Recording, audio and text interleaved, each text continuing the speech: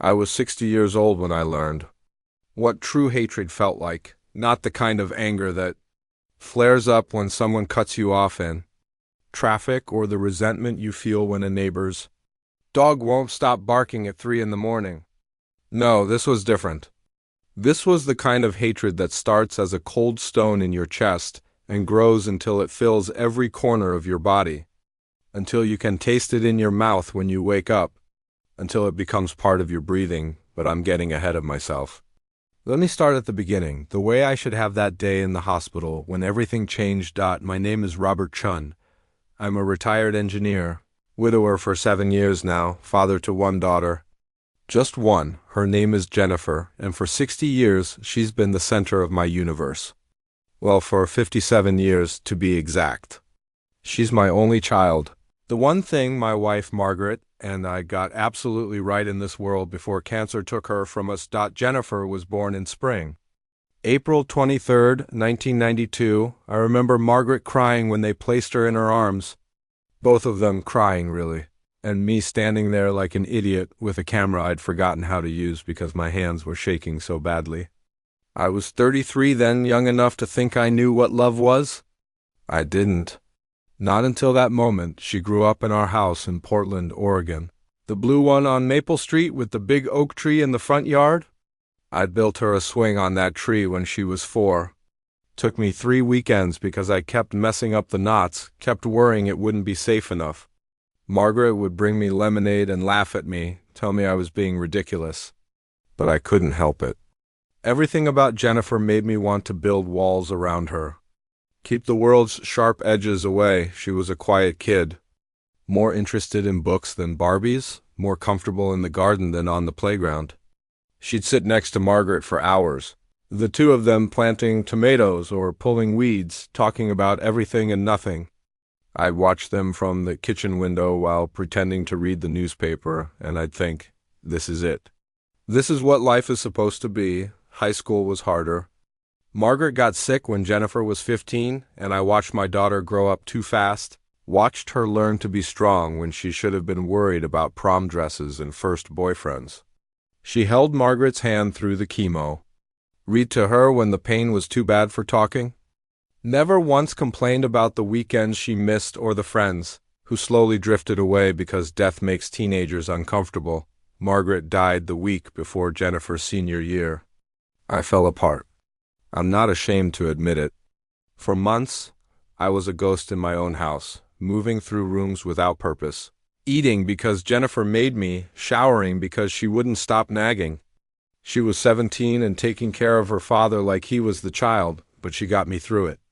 Somehow, that girl with her mother's eyes and my stubborn chin pulled me back from whatever edge I'd been standing on. She went to College University of Oregon, close enough to visit every weekend, and she called me every night. Even when I could hear her roommate's music in the background. Even when I knew she had papers to write or friends waiting. She studied elementary education because she wanted to work with kids, wanted to be the kind of teacher who made a difference. And she was brilliant at it. I went to her classroom once, sat in the back during a reading lesson, and watched her bring a story to life for a bunch of second graders who hung on her every word. That's my girl, I thought. That's Margaret's girl. She met Blake Sutton in her 3rd year of teaching. She was 26, he was 28, and he worked in pharmaceutical sales. I remember the first time she brought him home for dinner.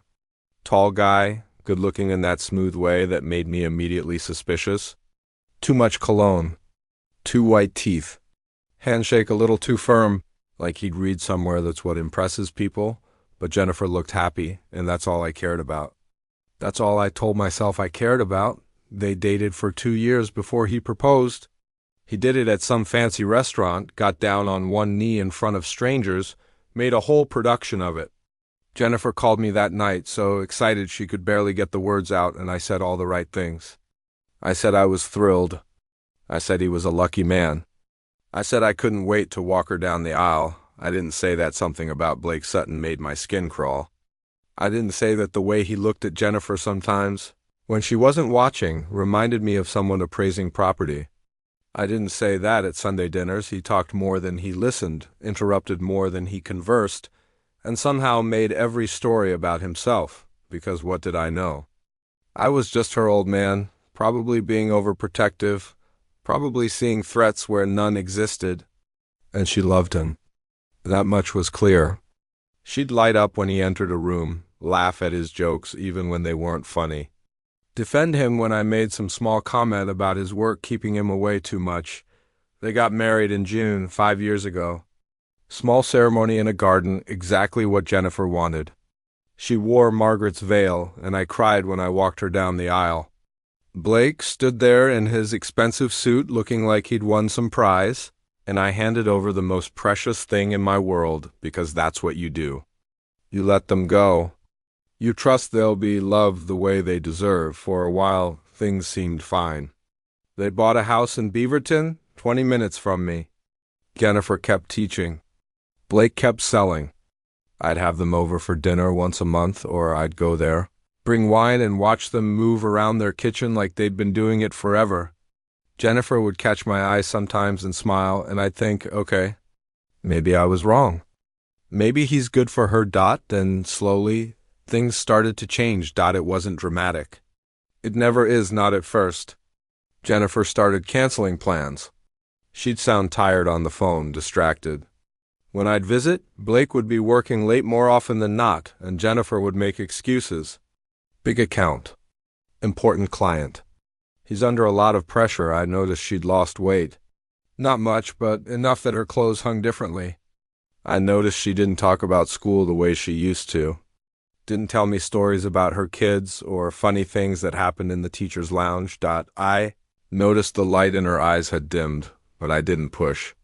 God help me, I didn't push. Because she was married now, and that was her business, and who was I to interfere?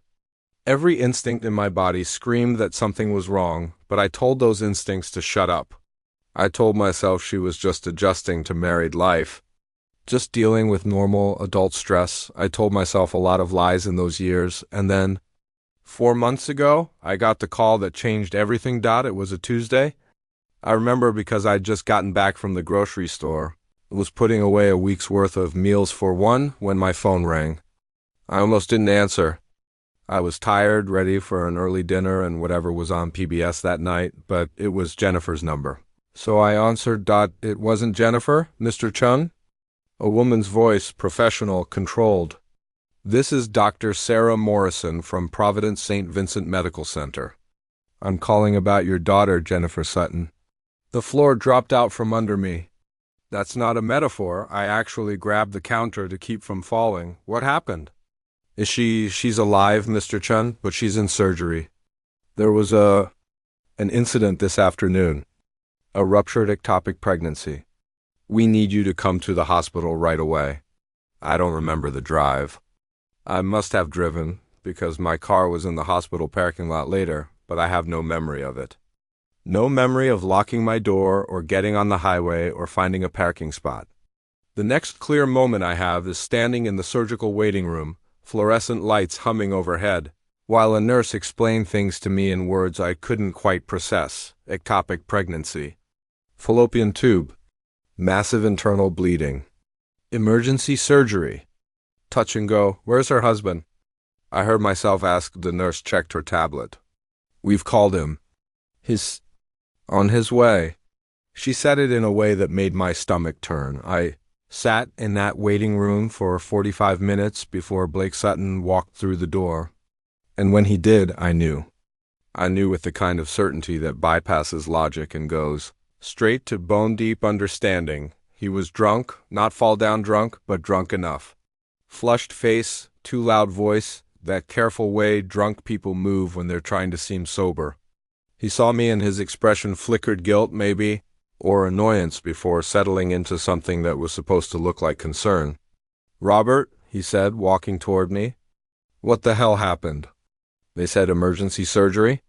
He smelled like whiskey and something else. Perfume, not Jennifer's perfume. Where were you? I asked. My voice sounded strange, distant. What? The hospital called you over an hour ago. Where were you? He had the decency to look uncomfortable. I was in a meeting. Client dinner. I came as soon as I could. Liar. I stood up. We were the same height, but in that moment I felt bigger. Older, harder. Your wife is fighting for her life in there, I said quietly. Your wife was pregnant and didn't even know it, and now she might die, and you show up here drunk, smelling like someone else's perfume, telling me you were in a meeting. His face hardened. Watch yourself, old man. You don't know what you're talking about, don't I? We stared at each other, and in his eyes I saw something that made my blood go cold. Not guilt, not fear, calculation. He was calculating how much trouble I could cause him. Weighing his options. Before either of us could say more, Dr. Morrison came through the surgical doors. I turned to her, my heart hammering. She's alive, the doctor said, and I nearly collapsed with relief. It was close.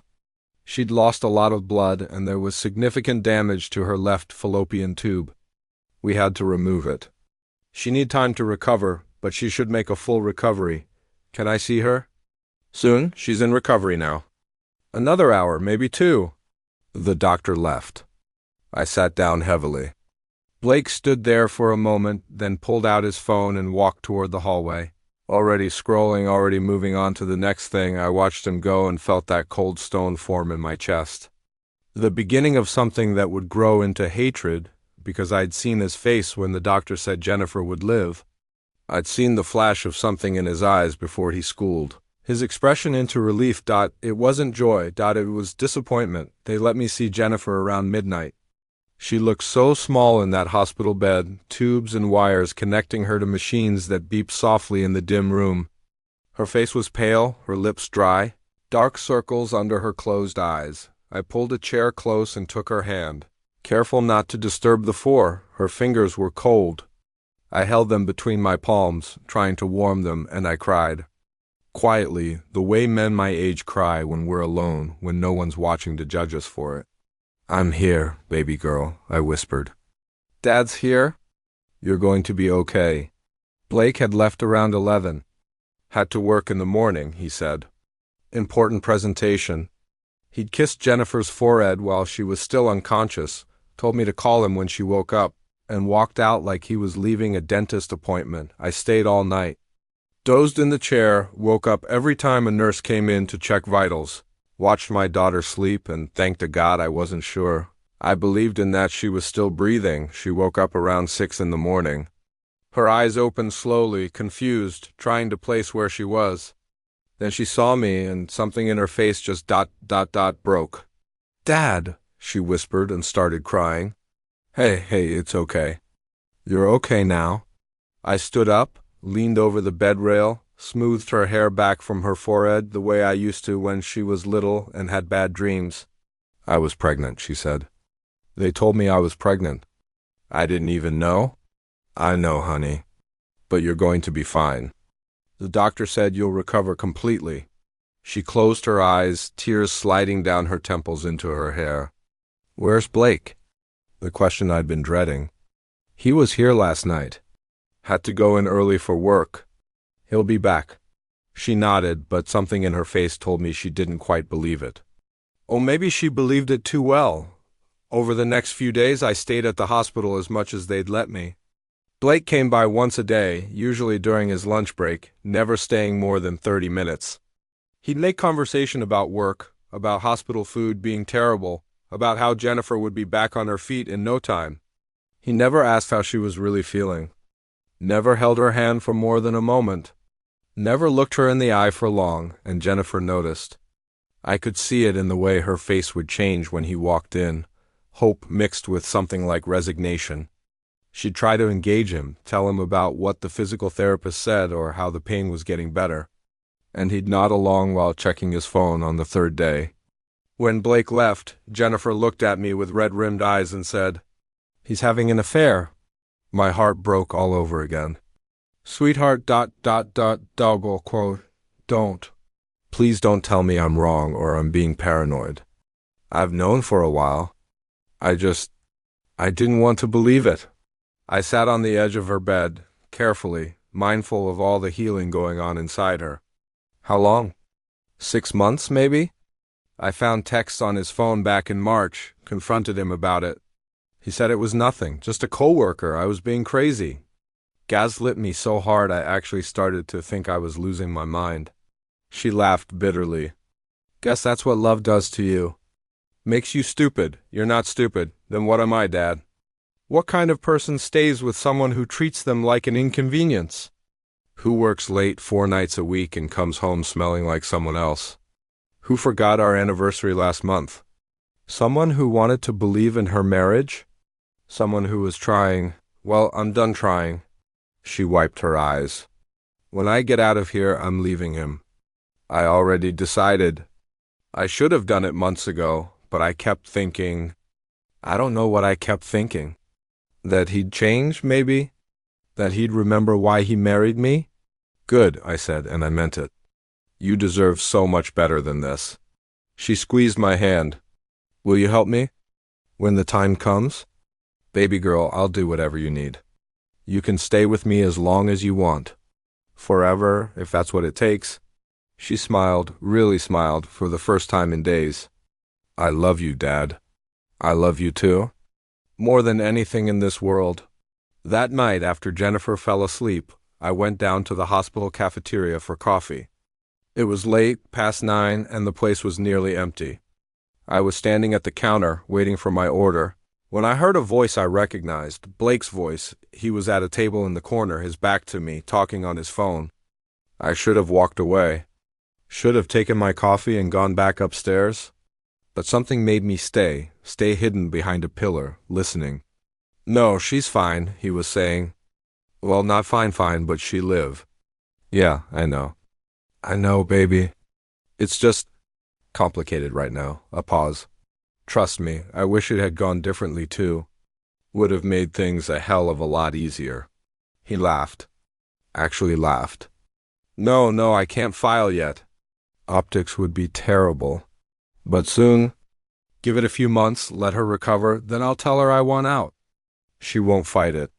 She's too weak for that. Another pause. Longer this time.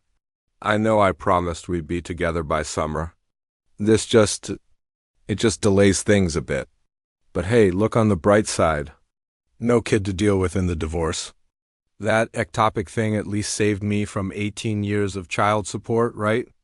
My coffee went cold in my hand. I stood there, frozen, listening to my son-in-law talk about my daughter's near-death experience like it was a minor inconvenience.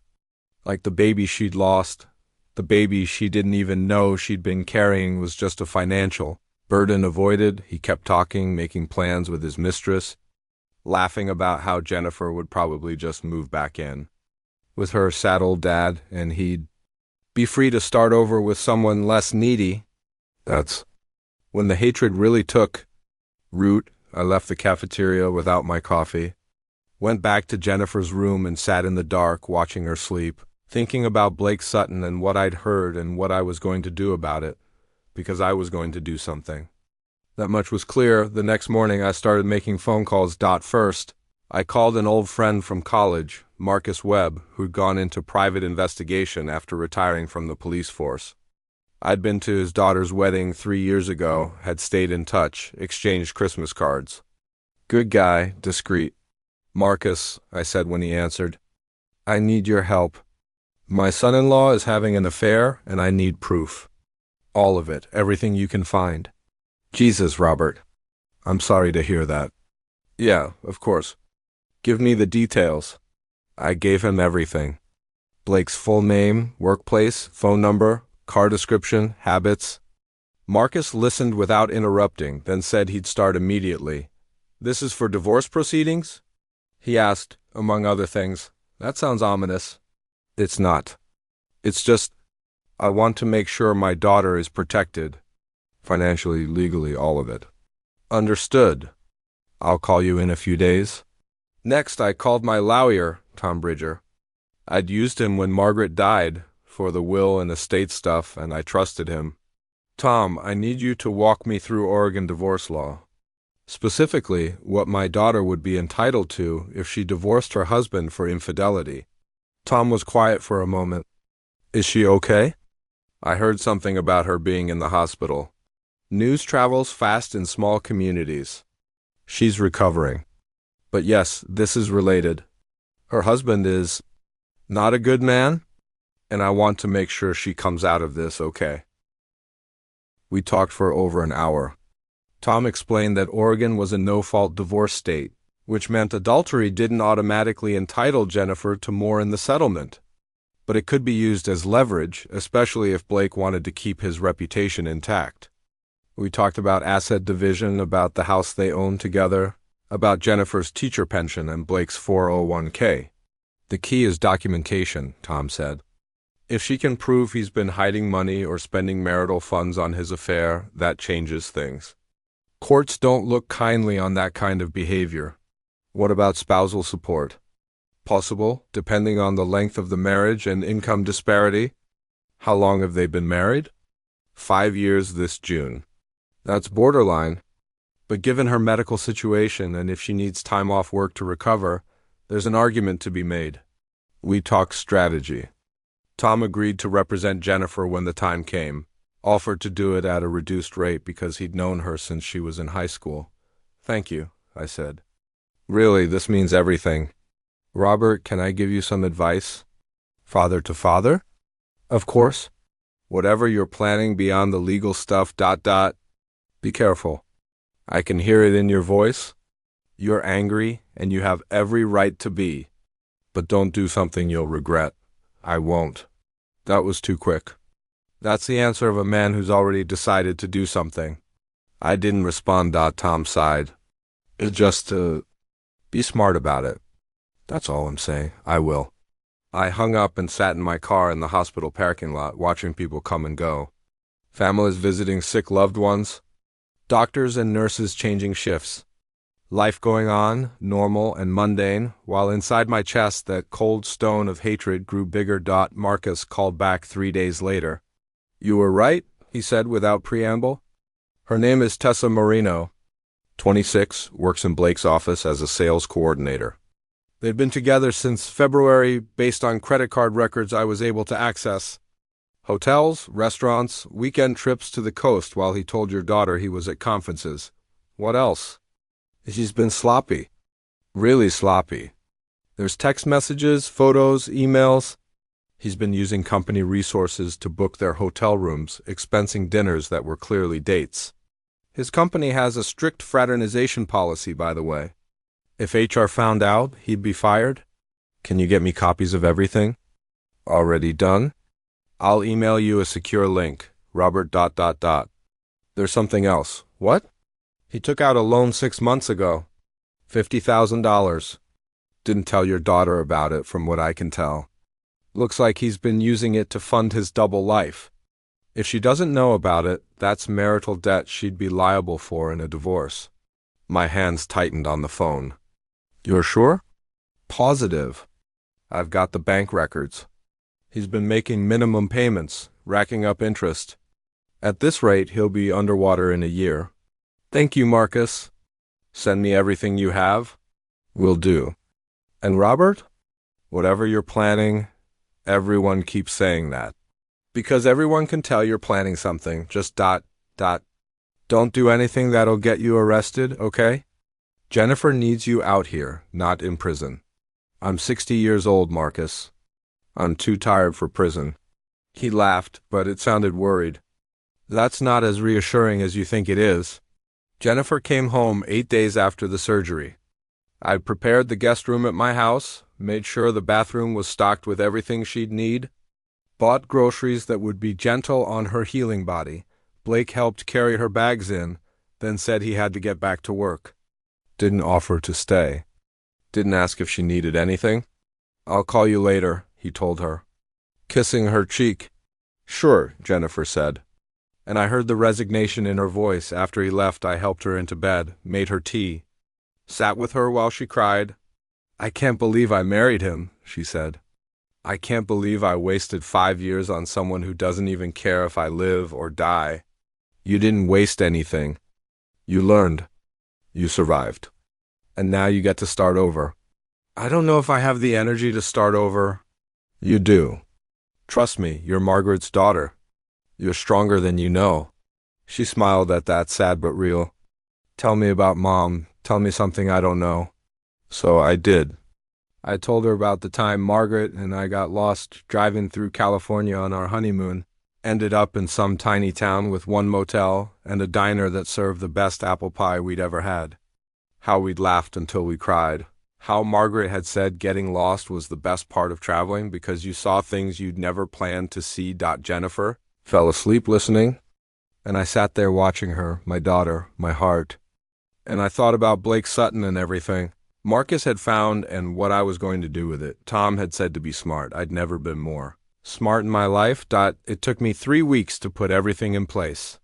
3 weeks of watching Jennifer heal, watching her grow stronger physically while something inside her remained broken. 3 weeks of Blake calling once every few days, always with an excuse for why he couldn't visit. 3 weeks of me being patient, methodical, careful, because this wasn't about anger anymore. This was about justice. I started with his company. Marcus had given me the name of Blake's regional manager, a woman named Patricia Huffman. I did my research on her LinkedIn profile, company bio, a few articles where she'd been quoted.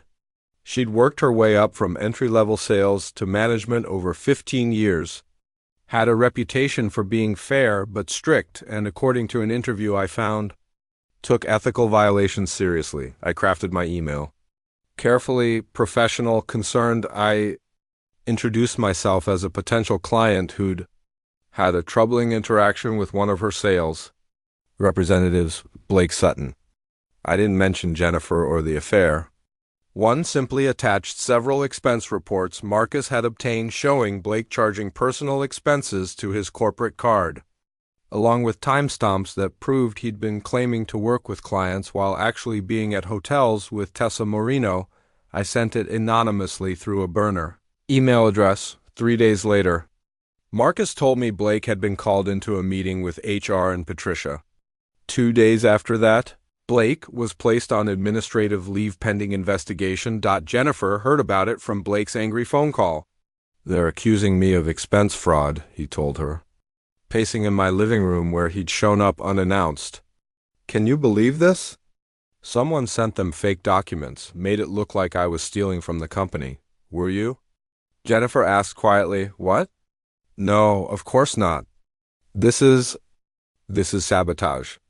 Someone at work has it out for me. Or maybe you actually did it. He stared at her, mouth open. You're supposed to be on my side.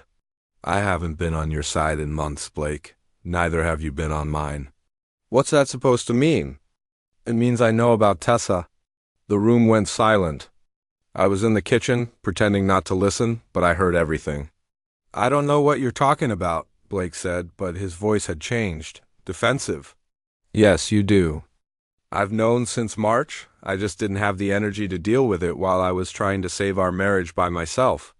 Jennifer, don't. I want a divorce. I heard him take a sharp breath. You're not serious. I am. I talked to a lawyer yesterday. He's drawing up papers. That was my cue. I walked into the living room, carrying a folder I'd prepared. Actually, I have them right here. Blake looked at me like I'd grown a second head. You're behind this? Behind what? Your wife asking for a divorce after you cheated on her? After you showed up drunk to the hospital while she was dying? No, Blake, you're behind that. All I did was help her protect herself. He turned to Jennifer. You told him about Tessa? She didn't have to, I said. You weren't exactly subtle. The whole world could see you didn't give a damn about your wife. Blake's face flushed red. Stay out of this, old man. This is between me and Jennifer. No, Jennifer said, standing up slowly, carefully. It's not. It stopped being between us when you checked out of our marriage. When you left me to almost die alone while you were out celebrating your freedom with your girlfriend. I was at a work dinner. You were drunk and smelled like someone else's perfume. Her voice cracked. You were relieved when you thought I might die. I saw it on your face. Don't try to deny it. He had the decency to look away. Sign the papers, Jennifer said. I don't want anything complicated. I don't want to fight. I just want this to be over. Fine, Blake said coldly. Keep the house. I don't care. I never liked it anyway. We'll sell the house and split the proceeds, I interjected, along with all other marital assets. Jennifer's lawyer will be in touch about the details. Blake shot me a look of pure venom. You're really enjoying this, aren't you? Playing hero for your little girl? I'm protecting my daughter. Something you should have been doing. He grabbed his jacket from the couch. Whatever. I'm done with both of you. You can have your precious daddy-daughter relationship. I'll be just fine. He slammed the door on his way out. Jennifer sat down heavily, tears streaming down her face. I sat next to her, pulled her into a hug. Let her cry against my shoulder the way she used to when she was small and the world was too big and scary. It's over, I said. The hard part is over. But it wasn't. Not even close. 2 weeks later, Blake's company completed their investigation. They found enough evidence of expense fraud and policy violations to terminate his employment. No severance, no references, just a box of his personal items and an escort to the parking lot. Marcus told me Blake had screamed at Patricia, threatened to sue, made a scene big enough that security had to get involved. He's not handling this well, Marcus said, which means he's going to lash out. Be careful. He was right. Blake started calling Jennifer at all hours, drunk and angry. He'd blame her for ruining his life, for turning her father against him, for being frigid and boring and a dozen other cruel things meant to hurt. Jennifer blocked his number. He started texting from different numbers. She blocked those 2 dots, then he started showing up at my house. The first time was around 10 at night. Jennifer and I were watching an old movie, eating popcorn, pretending life was normal. There was pounding on the door, aggressive and loud. I looked through the peephole. Blake, drunk, swaying slightly. Don't open it, Jennifer whispered. I won't. Jennifer, he yelled through the door. I know you're in there. Come out here and talk to me like an adult. Go away, Blake, I called back. Jennifer doesn't want to see you. You. This is all your fault, you controlling bastard. You poisoned her against me. I'm calling the police if you don't leave. Call them. I don't care. I've lost everything anyway. My job, my wife, my life. You lost those things by yourself. Through your own choices? He kicked the door. Hard enough that I heard wood crack. You don't know anything about me, about us. You're just a lonely old man living through his daughter. Jennifer started crying. I pulled out my phone, dialed 911. By the time the police arrived, Blake had left.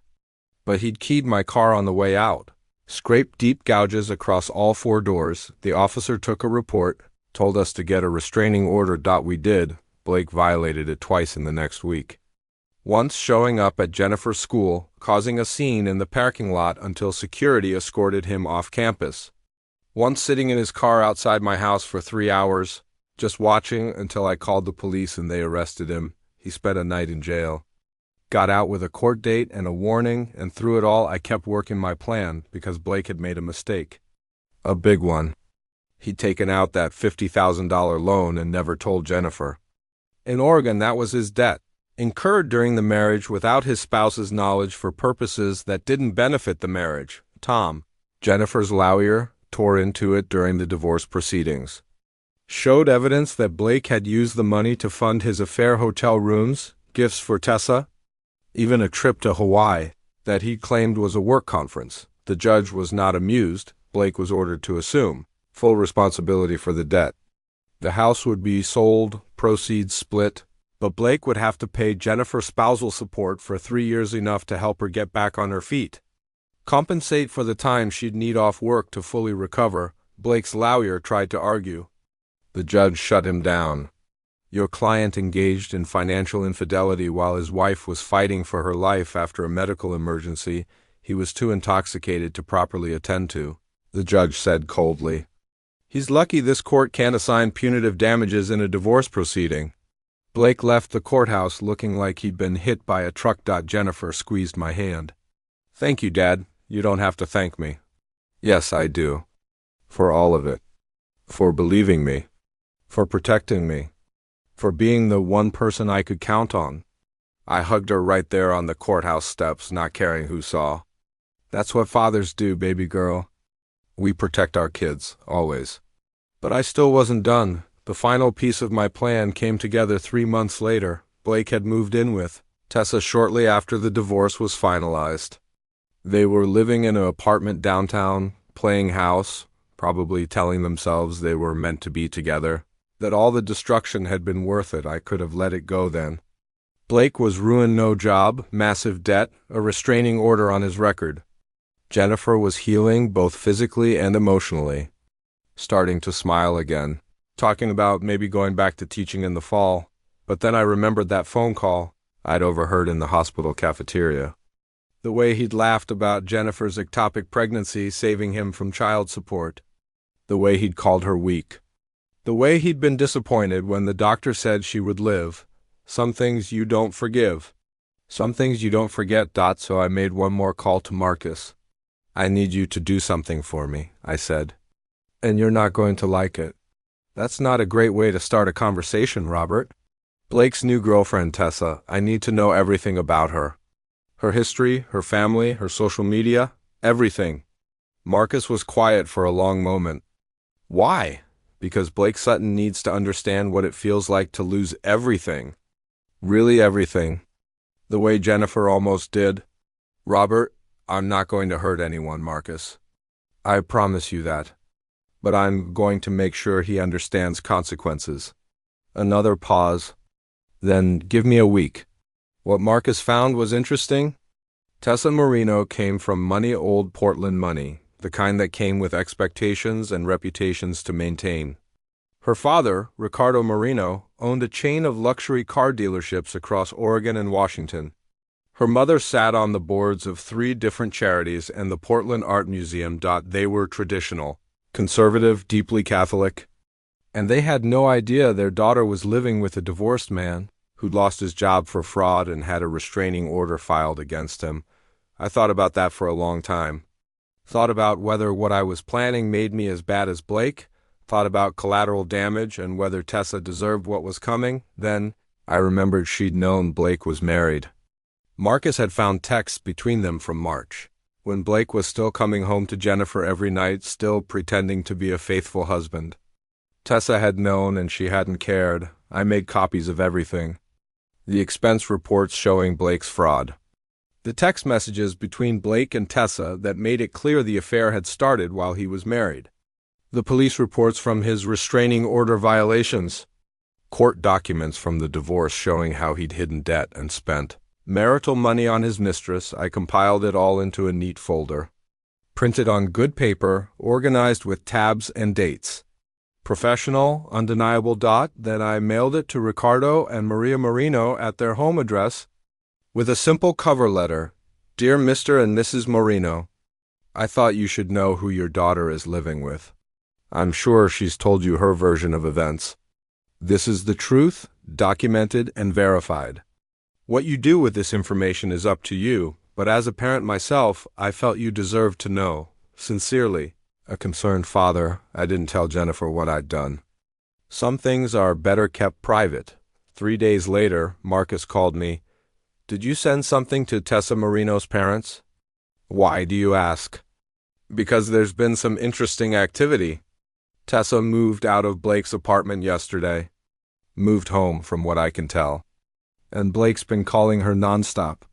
She's not answering. I felt a grim satisfaction. Interesting. Robert, what did you do? I made sure the truth came to light. That's all.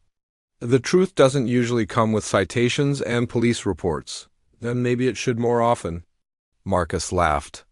But it was the laugh of someone who was impressed, despite himself. You're a scary man when you want to be, you know that? I'm just a father protecting his daughter. That's what makes you scary. 2 weeks later, I was having coffee with Jennifer at my kitchen table when her phone buzzed. She looked at it, frowned, then showed it to me. It was a text from an unknown number. You won. Are you happy now? You and your psycho father destroyed my life. Blake. Don't respond, I said. I'm not planning to. She deleted the message, blocked the number. But Dad, what did you do? He's been quiet for weeks, and now this? I considered lying. Considered protecting her from the knowledge of just how far I'd gone, but we'd been through too much for lies. I sent information about Blake to his girlfriend's parents. About the fraud, the affair, the restraining order, everything. Jennifer stared at me. Dad, she left him. I assume that's why he's upset. That's pretty ruthless. Yes. Did she deserve it? Tessa, she knew he was married. She helped him destroy your marriage. So yes, I think she deserved her parents knowing the truth about her choices. Jennifer was quiet for a long time, turning her coffee cup in her hands. Finally, she said, Mom would have done the same thing. You think so? I know so. She was sweet, but she was fierce when it came to protecting the people she loved. Remember when that teacher in 5th grade kept picking on me? Mom went to the school and made such a scene they moved me to a different class. I smiled at the memory. She told that teacher she was educationally negligent and morally bankrupt. I'd never heard her use words like that before. She was terrifying when she needed to be. Jennifer reached across the table and took my hand. Thank you for being terrifying for me. You're welcome. We sat there in the morning light, drinking coffee, and I felt something loosen in my chest. That cold stone of hatred, the one that had been growing for months, started to crack, started to dissolve. Because it was done. Blake Sutton had lost everything, his job, his wife, his dignity, his girlfriend, his future. He was alone with his debt and his choices and the consequences of his cruelty, and Jennifer was here, alive, healing, smiling over coffee in my kitchen. That's all that mattered. The months that followed were quiet in the best way. Jennifer went back to teaching in September, eased back into her classroom with second graders who made her cards welcoming her back. She started therapy, started processing everything she'd been through.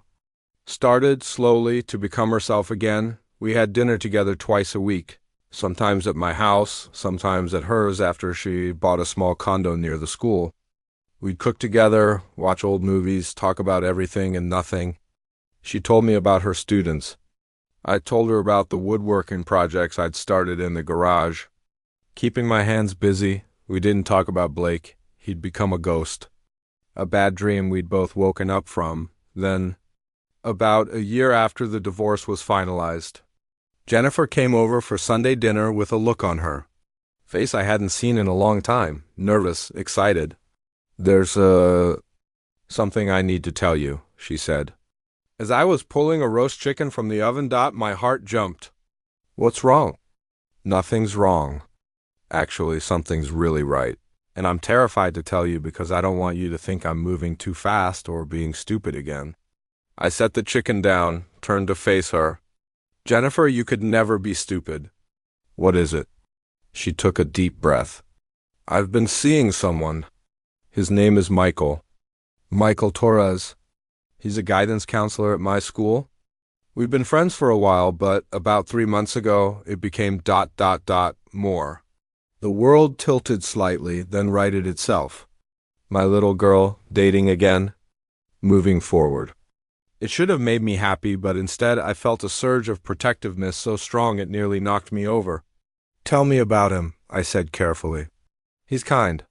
Really, genuinely kind. He volunteers at a youth center on weekends. He's patient with the kids, even the difficult ones. He makes me laugh. And Dad, he knows everything. About Blake, about the surgery, about all of it. I told him early on because I didn't want any secrets and he didn't run. He just, he stayed. How old is he? 34. Divorced, no kids. His ex-wife moved to Seattle for work and they grew apart. It was amicable, they're still friends. What does he do for fun? Jennifer smiled. He reads. A lot. Science fiction mostly. And he hikes. He keeps trying to get me to go with him, but I keep telling him I'm more of a walk-around-the-neighborhood person than a climb-a-mountain person. Sounds like he's patient. He is really patient. Maybe too patient? Sometimes I worry I'm broken, that I'll never be able to fully trust someone again, and he'll get tired of waiting for me to heal. I walked over, put my hands on her shoulders. You're not broken. You're healing. There's a difference. And if this Michael is worth anything, he knows that. I want you to meet him. My stomach clenched. When? Now? He's actually waiting in the car. I told him I needed to talk to you first, make sure you were okay with this. He's been sitting in the car this whole time. I told you he was patient. Despite everything, I laughed. All right. Bring him in. Jennifer practically ran to the door. I stood in the kitchen, suddenly aware that I was wearing an old sweater with a hole in the elbow and hadn't shaved in 2 days. Not exactly the intimidating father figure I'd planned to be. The door opened. Jennifer came back in, followed by a man who was shorter than Blake, broader in the shoulders, with dark hair going gray at the temples and warm brown eyes that looked genuinely nervous. Mr. Chen, he said, extending his hand. Michael Torres. It's an honor to meet you. Jennifer talks about you constantly. His handshake was firm but not aggressive.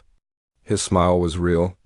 And when he looked at Jennifer, his whole face softened in a way that reminded me of how I used to look at Margaret. Call me Robert, I said. And welcome. Though I apologize for the ambush. I didn't know I was having company. That was my fault, Jennifer said quickly. I wanted to make sure you were okay with meeting him before I just showed up with someone new. We sat down to dinner, and I watched them. Really watched them. The way Michael made sure Jennifer's water glass was full without her asking. The way he laughed at her stories about her students, genuinely interested, asking follow-up questions. The way he deferred to her on decisions, like what sides to pass or whether to have dessert, and most importantly, the way Jennifer looked at him.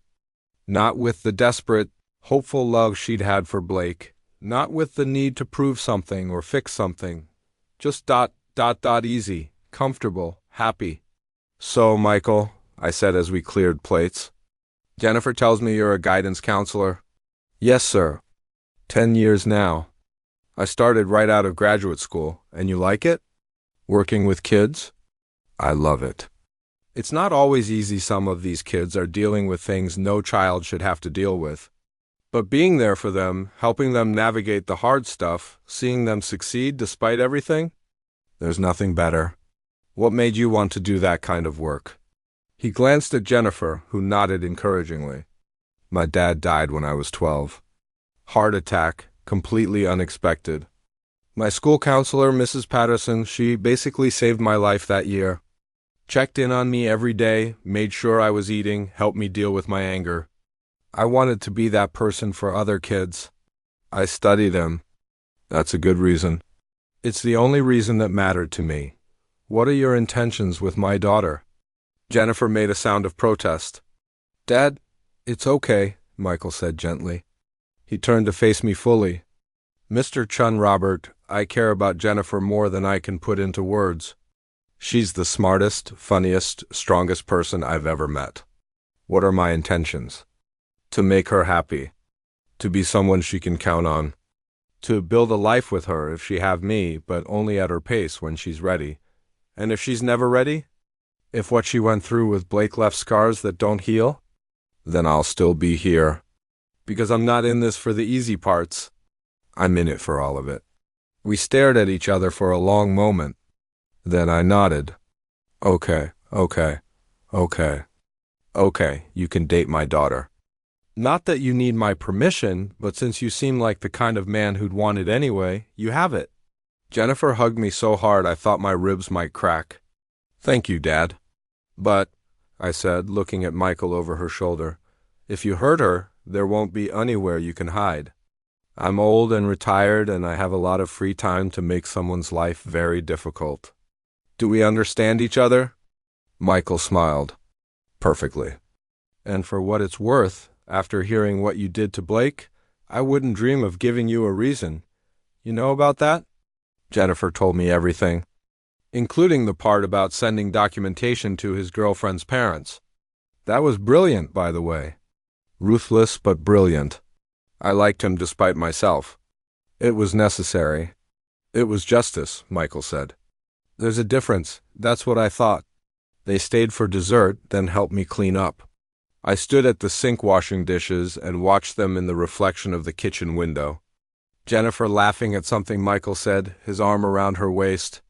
And I felt Margaret's presence so strongly it was almost physical. "We did good," I whispered to her, to the memory of her, to wherever she was. "Our girl is going to be okay."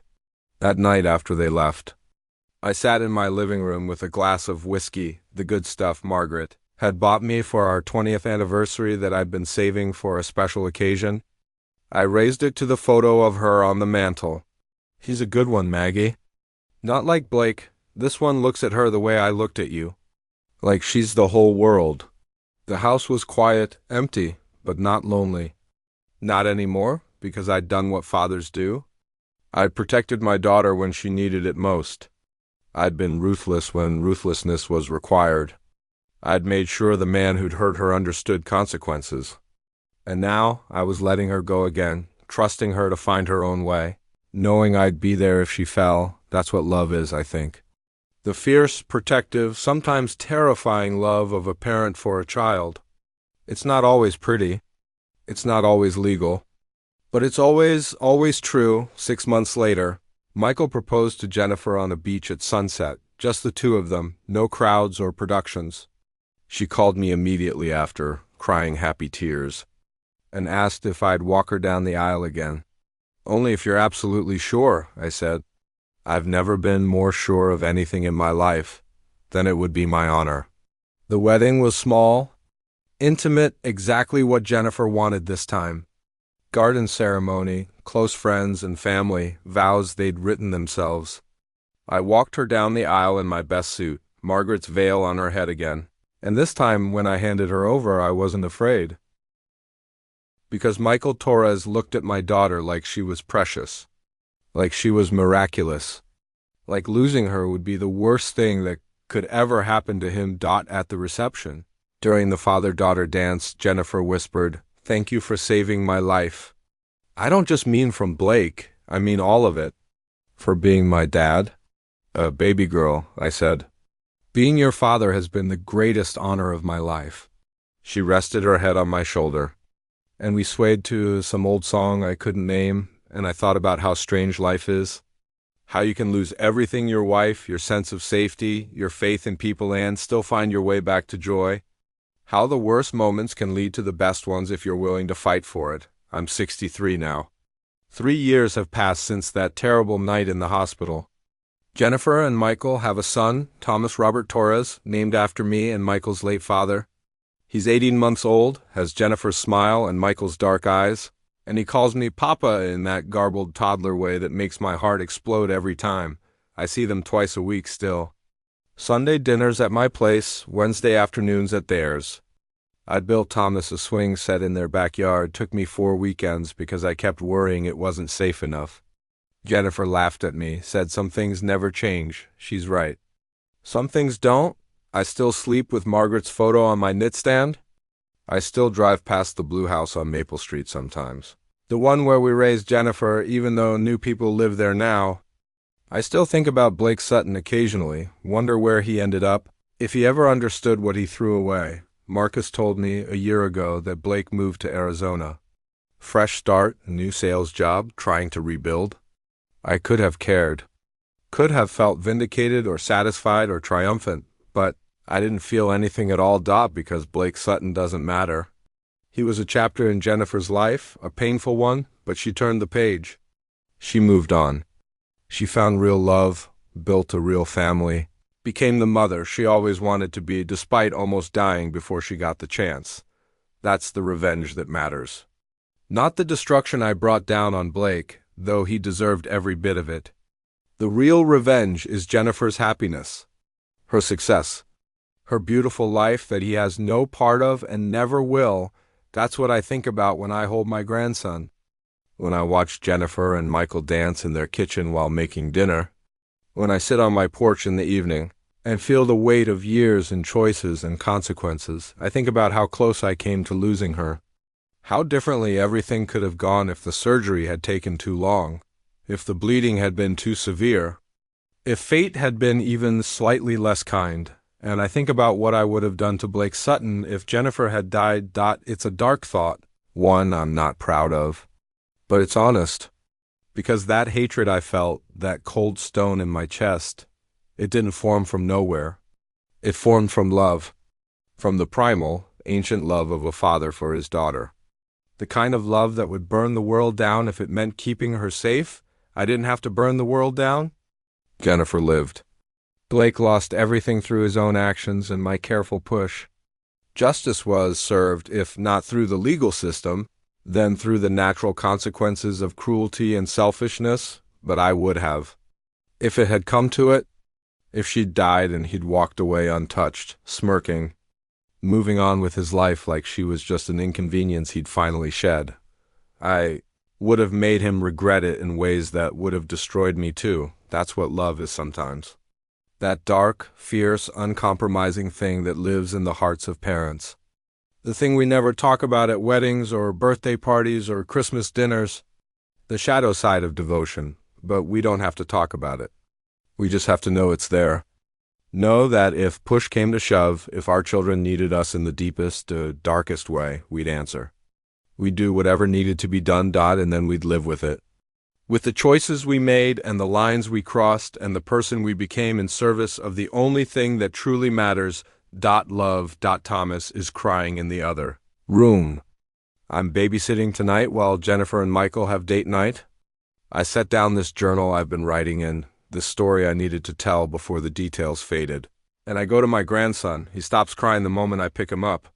Snuggles into my chest, thumb in his mouth, already half asleep again. "It's okay, buddy," I whisper. "Papa's here.